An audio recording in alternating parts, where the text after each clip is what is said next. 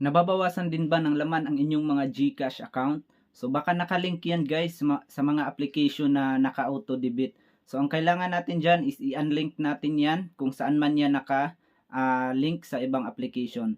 So kung hindi mo alam kung paano mag-unlink ng ating GCash no, sa ibang naka-auto debit na apps, is tapusin mo lang yung video na ito dahil ituturo ko sa inyo step by step kung paano natin yan gawin.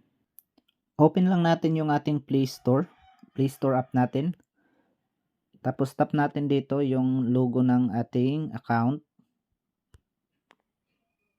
Tapos piliin natin dito yung payment and subscription. Tapos dito tayo sa payment method. So dito natin makikita sa taas guys yung ating mga nakalink na GCash sa iba't ibang apps or sa iba't ibang sites. So kung gusto nyo tanggalin yan para hindi mabawasan, hindi mag-auto debit yung inyong GCash balance. So ang gagawin natin, i-unlink natin to. So dito tayo sa more payment settings.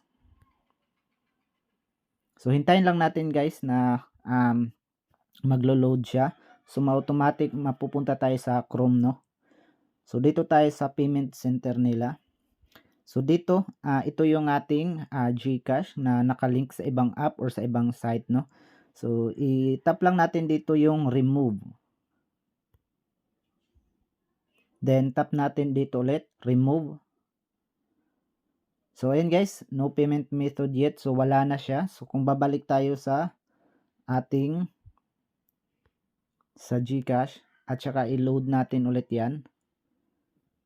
So ayan, wala na siya. So ibig sabihin yan guys is na unlink na natin yung ating GCash. So hindi na siya automatic na nagbabawas. So in case na meron kayong na-link no sa inyong mga GCash app. So yun lang guys, kadali guys no. At kung gusto nyo pa mga ganitong tutorial, huwag kalimutang mag-subscribe para updated kayo palagi pag meron tayong mga upcoming videos. So yun lang guys no, maraming salamat.